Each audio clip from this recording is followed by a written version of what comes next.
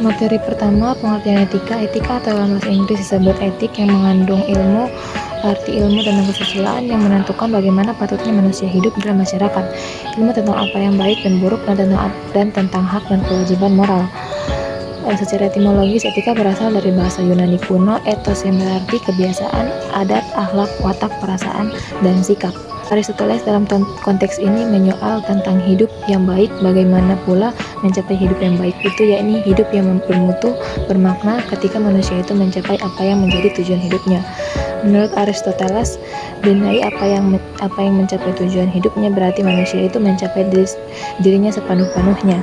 Manusia yang ingin meraih apa yang disebut nilai atau value yang menjadi tujuan akhir hidup manusia adalah kebahagiaan atau eudaimonia. Fungsi etika di era modernisasi dengan segala kecanggihan yang membawa perubahan dan pengaruh terhadap nilai-nilai moral, adanya berbagai pandangan ideologi yang menawarkan untuk menjadi penuntun hidup tentang bagaimana hidup, dan tentunya kita hidup dalam masyarakat yang semakin brutalistik juga di bidang moral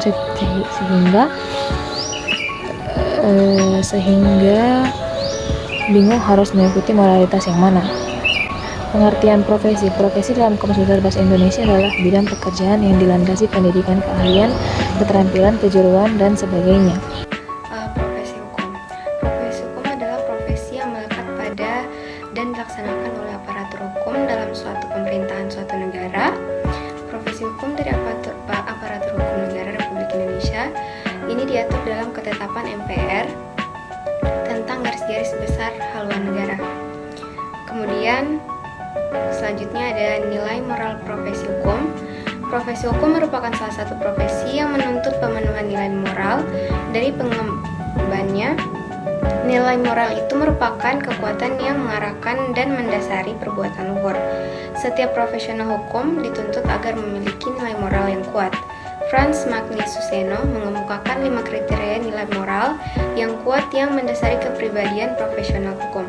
Yang pertama yaitu ada kejujuran, yang kedua yaitu otentik, yang ketiga bertanggung jawab, yang keempat kemandirian moral, dan yang kelima yaitu keberanian moral. Kemudian selanjutnya yaitu etika profesi hukum. Dari uraian hasil di atas dapat kita rumuskan tentang pengertian etika profesi hukum sebagai berikut, yaitu ilmu tentang kesusilaan, tentang apa yang baik dan apa yang buruk, yang patut dikerjakan seorang dalam jabatannya sebagai pelaksana hukum dari hukum yang berlaku dalam suatu negara. Kemudian yang terakhir yaitu teori hukum dalam hubungannya dengan etika. Salah satu teori hukum yang memiliki keterkaitan signifikan dengan etika adalah teori hukum sibernetika. Teori ini menurut Wiener, hukum itu merupakan pusat pengendalian komunikasi antar individu yang bertujuan untuk mewujudkan keadilan. Hukum itu diciptakan oleh pemegang kekuasaan yang menurut premis yang mendahuluinya disebut sebagai central organ. Individu penghindaran sengketa atau dengan menerapkan sanksi-sanksi hukum tersebut terhadap suatu sengketa dengan cara demikian. Setiap individu diharapkan berperilaku sesuai dengan perintah dan keadilan. Dampak penegakan dan pelanggaran etika. Penyair Sheuki Beck menyebutkan sesungguhnya bangsa itu jaya selama mereka masih mempunyai akhlak atau moral yang mulia. Maka apabila akhlak mulianya telah hilang, maka hancurlah bangsa itu. Contoh kasus yang merupakan dampak dari pelanggaran etika banyak dijumpai masyarakat atau dalam perjalanan kehidupan bangsa ini.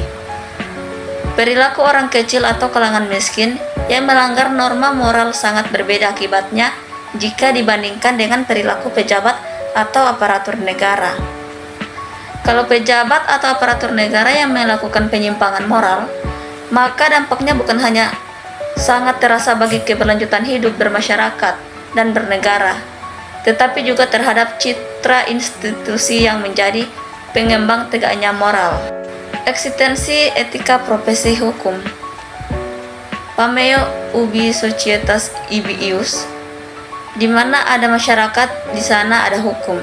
Sebenarnya mengungkapkan bahwa Hukum adalah suatu gejala sosial yang bersifat universal. Ada beberapa fungsi kode etik. Yang pertama, kode etik sebagai sarana kontrol sosial.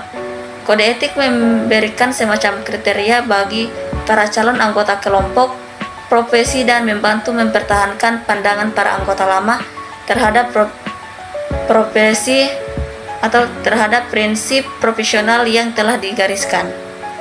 Yang kedua, kode etik profesi mencegah pengawasan atau campur tangan yang dilakukan oleh pemerintah atau oleh masyarakat melalui agen atau pelaksanaannya. Yang ketiga, kode etik adalah untuk pengembang patokan kehendak yang lebih tinggi. Berikut profesi hukum dan unsur-unsur penegakan hukum.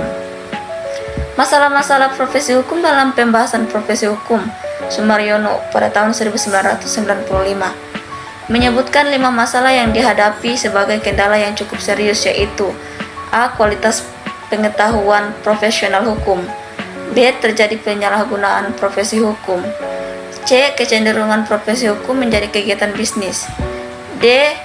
Penurunan kesadaran dan kepedulian sosial, E. Kontinuasi sistem yang sudah usang, F. Kualitas pengetahuan profesional hukum.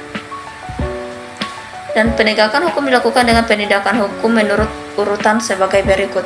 Yang pertama, teguran, peringatan supaya menghentikan pelanggaran dan jangan berbuat lagi atau percobaan.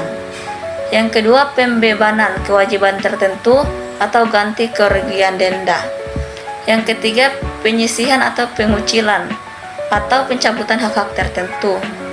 Dan yang keempat, sanksi badan pidana penjara. Dan yang keempat, pengenaan sanksi badan atau pidana penjara dan pidana mati. Profesi hukum dan manajemen hukum. Manajemen hukum punya hubungan yang istimewa dengan profesi hukum. Dengan manajemen yang baik, citra profesi hukum akan menjadi baik. Sebaliknya, dengan manajemen yang buruk, citra profesi hukum akan menjadi buruk. Perlu diketahui dahulu bahwa ada beberapa ciri khusus yang terdapat dalam pandangan umum tentang profesi, yaitu yang pertama ada persiapan atau training khusus. Yang kedua ada merujuk pada keanggotaan yang permanen, tegas dan berbeda dengan anggota lainnya. Terus yang ketiga ada akseptabilitas sebagai motif pelayanan. Selanjutnya untuk profesi hukum dan unsur-unsur penegakan hukum.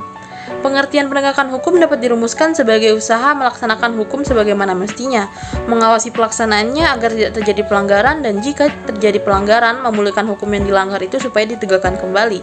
Penegakan hukum dilakukan dengan penindakan hukum menurut urutan. Yang pertama ada teguran peringatan supaya menghentikan pelanggaran.